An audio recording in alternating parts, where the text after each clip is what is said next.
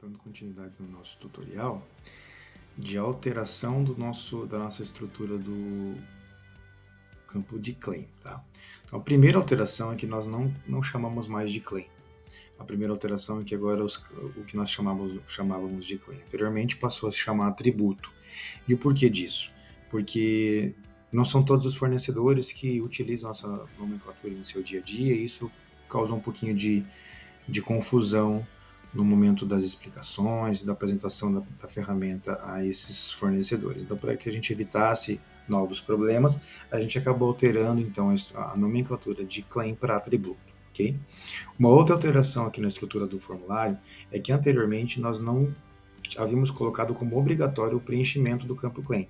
Então, caso o fornecedor não preenchesse nada, não havia problema. Então, se ele preenchesse alguma coisa, ele colocava como sim qual era o claim e escrevia qual era o claim e trazia a sua certificação. Agora nós fizemos essa outra alteração também, que é obrigatório o preenchimento. Então a gente inseriu ele aqui no nosso radar, então ele vai ficar em vermelho. Se existindo algum problema ou alguma falta de preenchimento de algo que seja obrigatório, ele vai permanecer como vermelho. E somente após o preenchimento é que ele vai ficar na corzinha azul, liberando o formulário para envio para avaliação, ok? Então, dando sequência aqui, nós mudamos um pouquinho, explicando um pouquinho o que é o atributo, é qualquer alegação que usamos como argumento para promover ou diferenciar um produto. Então, isso é o atributo para o grupo Boticário. E dando sequência, já diretamente na fase de preenchimento. Então, a primeira pergunta que vem é se esse material tem algum atributo atrelado. Então, se ele não tem nenhum atributo atrelado, informa somente que não tem, o item já está liberado, já liberou o formulário para envio para avaliação e está tudo certo. Mas, por exemplo, eu quero saber um pouquinho mais o que é o claim, quero ter opções, né? Então, nós fazemos o exercício de clicar na opção sim, e aqui ele abre para nós dois novos campos que antes, como eu mencionei, eles eram abertos, agora eles estão travados, com algumas opções.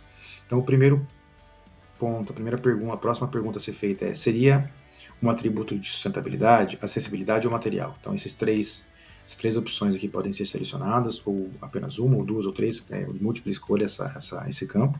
E eu vou começar o preenchimento aqui para efeito de tutorial mesmo, de exercício, selecionando a opção sustentabilidade, ok?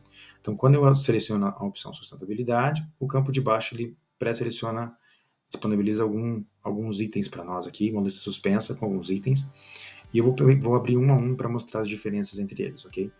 Então, selecionando a primeira opção, material de pós-consumo, reciclado pós-consumo, PCR, eu selecionando esse campo, ele vai me pedir para, primeiramente, anexar aqui a nossa certificação de PCR referente a esse desenho técnico e os MEs atrelados a ele, ok? Então, essa é a leitura que deve ser feita.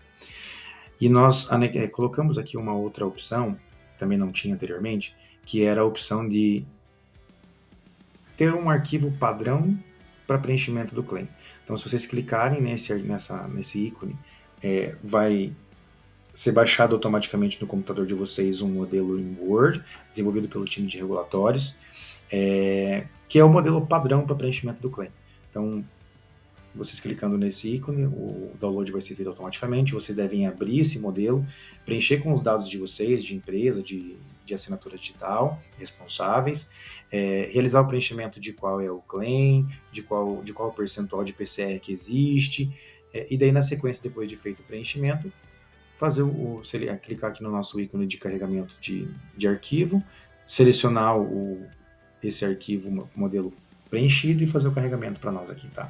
Então isso se repete para todos os outros, para todas as opções que necessitam o carregamento da certificação.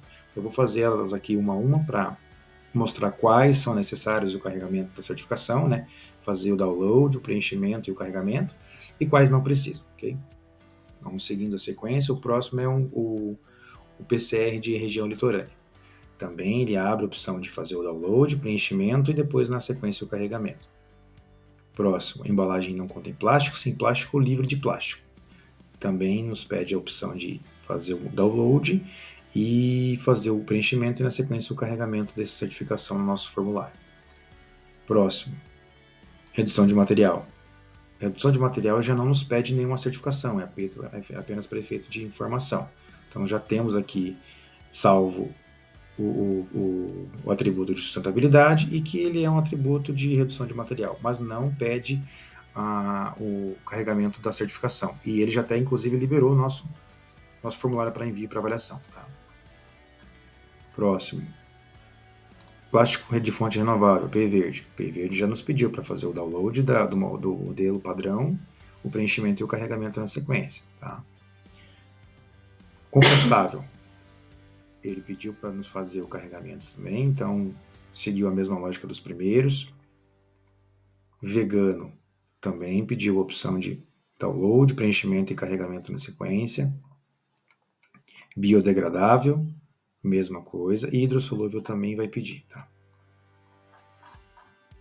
O download do modelo padrão, o preenchimento e o carregamento na sequência. Agora vamos abrir selecionar uma outra opção aqui, que é acessibilidade. Acessibilidade só tem um item abaixo dele, que é o Braille. E nós não pedimos, não exigimos a certificação, tá? É apenas para efeito informativo, tá bom? Então, nesse caso, tudo certo, preenchimento realizado, formulário liberado para envio para avaliação. Vamos seguir a outra linha de raciocínio, material. O material tem 4 opções a serem selecionadas e o monomaterial, ele pede para que nós façamos o download, o preenchimento e na sequência o carregamento desse modelo padrão. Os outros, o antiviral não nos pede, o antimicrobiano também não nos pede e o infantil também não nos pede. Então, nesses casos,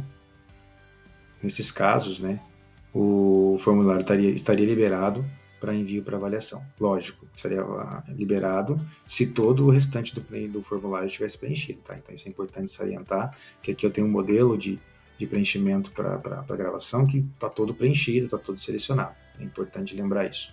Por exemplo, eu acabei de desmarcar aqui selecionei o atributo de material, mas não marquei nada referente a alguma das opções aqui de monomaterial, antiviral, antimicrobiano e infantil. Ele travou meu formulário para envio e para avaliação. Então, ele mantém aqui no meu radar como vermelhinho e está faltando algo para ser preenchido.